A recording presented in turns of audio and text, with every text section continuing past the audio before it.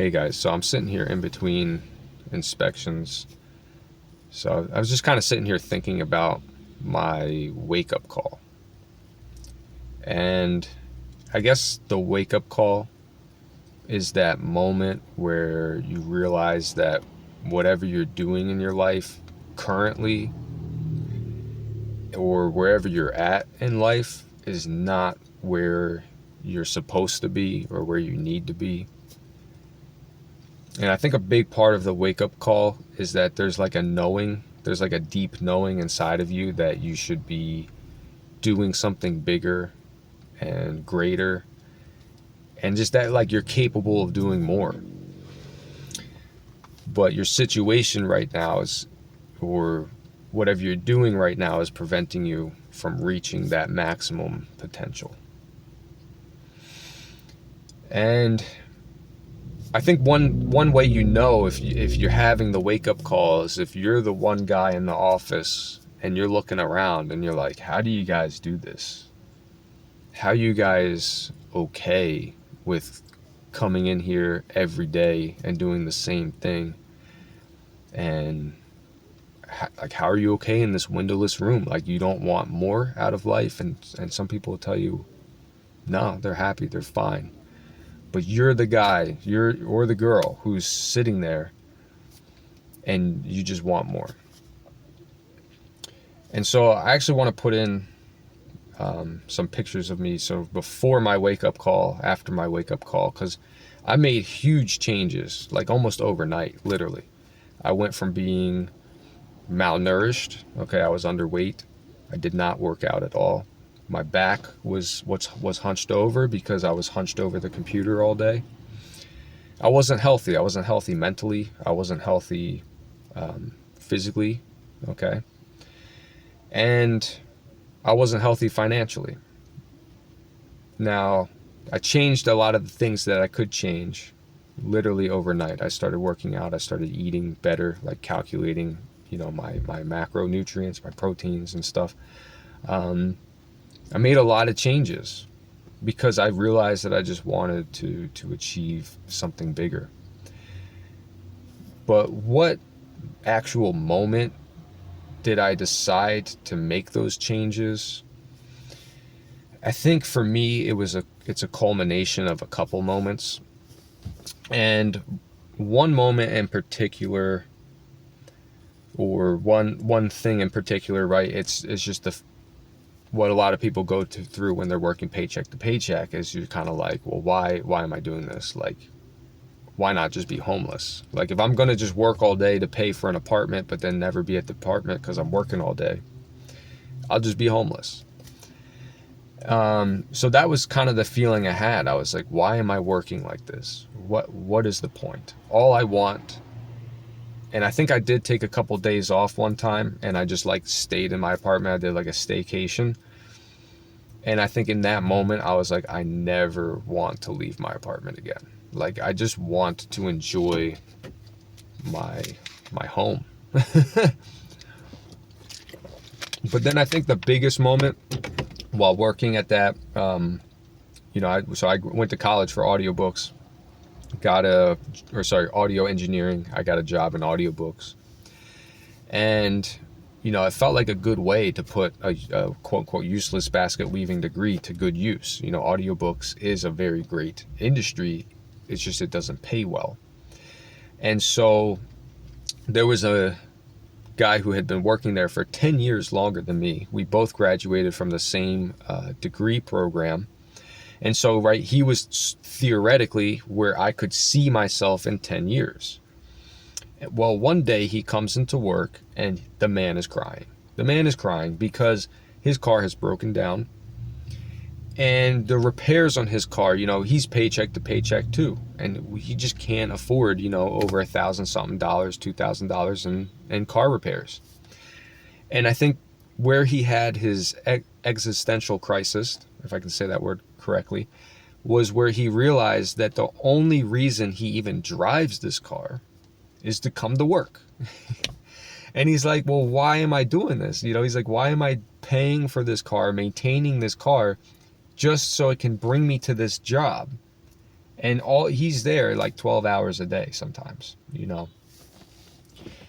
And when I saw that, you know, that was this is peak moment. This is peak at this company. Oh yeah. And I was like, hell no, I'm not. That is not going to be me in 10 years.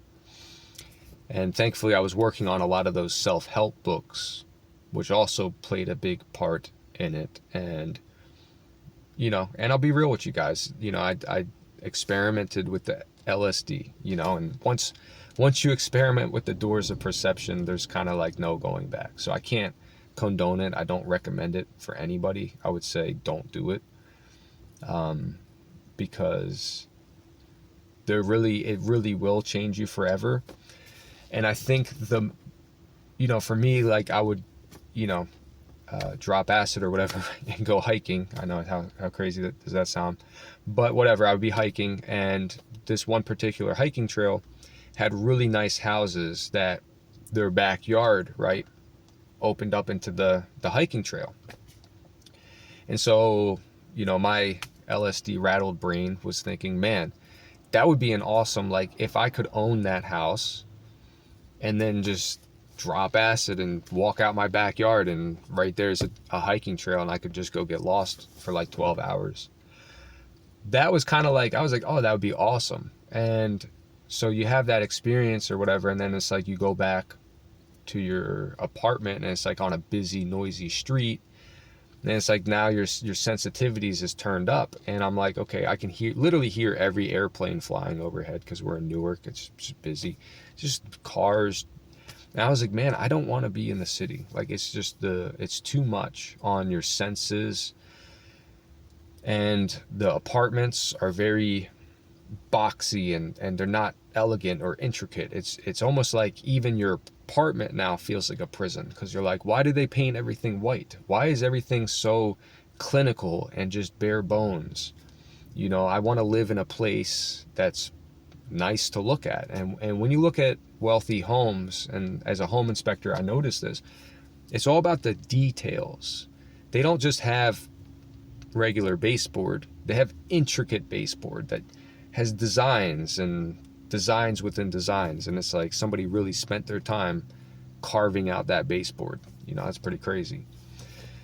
So I just knew I wanted a nice, like to be able to afford a nice house and a nice place. And again, once you go hiking like that and you're out in nature, and you're like one with everything, and then you have to go back to the office, it is like, you will never, ever, ever be able to sit into an office again. At that moment, I was like, I just can't do the office anymore. I can't do it. You know, and that was sort of the moment where I also just broke, and I just stopped going into the office. I figured out how to just do everything remote, because I'm not going to waste away like that. And I also wanted to just, again, use my body more. I wanted to be physical. I realized that, you know, that's a major aspect of being human, is using your physical body. And a lot of us are not using our bodies. We're just kind of stagnant. So, all right, guys, that was my wake-up call. I want to hear about your guys' wake-up calls. Seriously, like, what was the moment for you? If you're watching this channel, if you're trying to make a better, just make things better in your life, you're trying to make strives to do bigger things, what was that moment for you? And what did you start doing differently?